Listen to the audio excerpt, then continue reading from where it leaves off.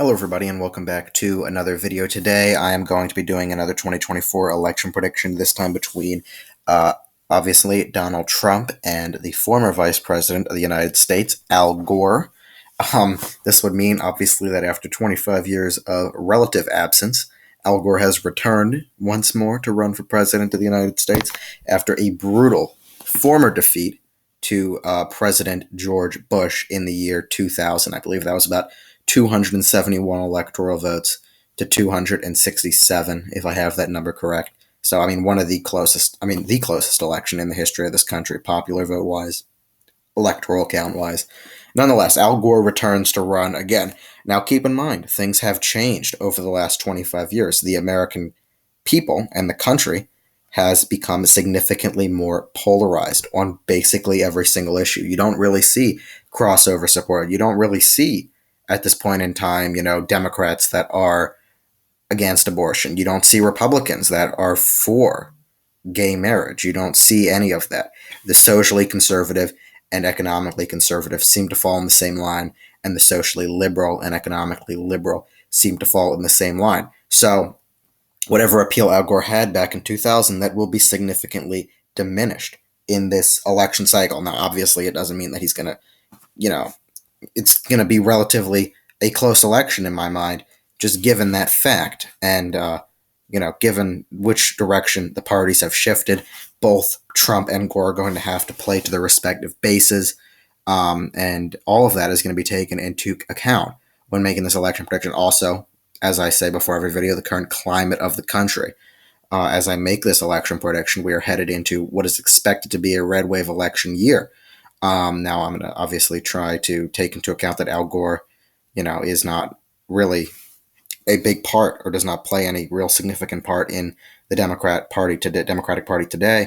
And, I'll do my best to do that. But just overall, the election prediction is being made today. So one more thing, if you've not subscribed with video, I have to say this, make sure to go subscribe to the video, subscribe to the YouTube channel, make sure to go ahead and hit the subscribe button. Because we're getting pretty close to 600 subscribers, and that'll be an amazing milestone. So yeah, make sure to go ahead and subscribe. Let's get into our safe Al Gore states. I do think he would do pretty well. He's relatively popular, or would be relatively popular. He would be considered probably more of a moderate Democrat, and I would give him the usual electoral 181 safe electoral votes for Al Gore. Donald Trump, in contrast, would get the usual 125 electoral votes that are allotted to Republicans, usually in the safe count.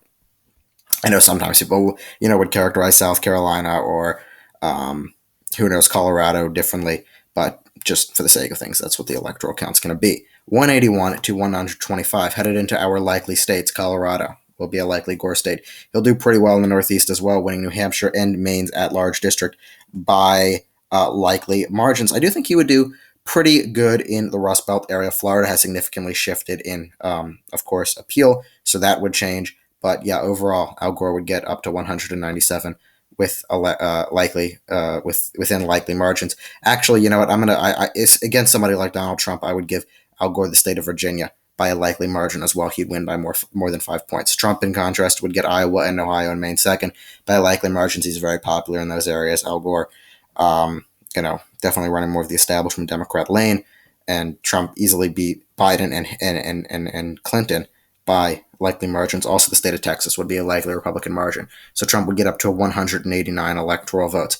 Al Gore, what states would he lean? He'd be able to lean Nebraska, 2nd Congressional District. I don't think Trump would be and continue to be pretty popular among those suburban women voters that are crucial in Nebraska 2nd and Virginia. He still doesn't have that popularity. He does not have that appeal. Other candidates do, people like Youngkin, although I don't think he'd probably be the most fit to run for president in 2024, but other ones like Ron DeSantis and other prominent Republicans across the country. So that gets Al Gore to 11, but obviously there are a few more states to characterize. Minnesota would lean for Gore, New Mexico would lean for Gore, and Nevada would all lean for Al Gore, getting him to 232 electoral votes. States that would lean in favor of Donald Trump. This would be the state of Florida. This would be North Carolina. This would be Wisconsin and Pennsylvania. Actually, no, I'm going to leave Pennsylvania out of that for this second. But with the trends in the Rust Belt, even if Al Gore is the nominee, I do believe that the Rust Belt trends will continue to happen. Donald Trump is a very, very strong candidate in the Rust Belt. He has that populist appeal. he does, and that really drives out support. You saw that Bernie's very popular in the Rust Belt. Trump is popular in the Rust Belt.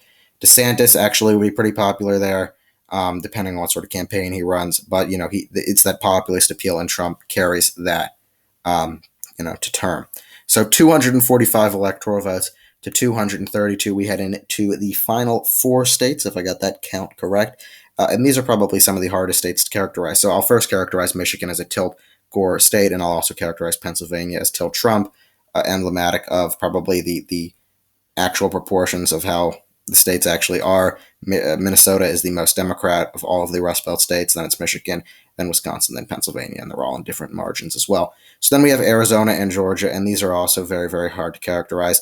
I think that Al Gore would do fairly well among black turnout. I think he'd be able to win the state of Georgia by a tilt margin. However, with that change in Hispanic support, I think that Trump would be able to cling on to the state of Arizona. With its 11 electoral votes, we're seeing a significant bounce back among many Hispanics, not just people in Florida, but people across the South, in Texas, in Arizona, in New Mexico, Nevada, whatever you want to call that state, where they are kind of turning away, not in a number that would have an impact on an election from the Democrat Party. They are turning away from Joe Biden in particular, but also overall Democrats.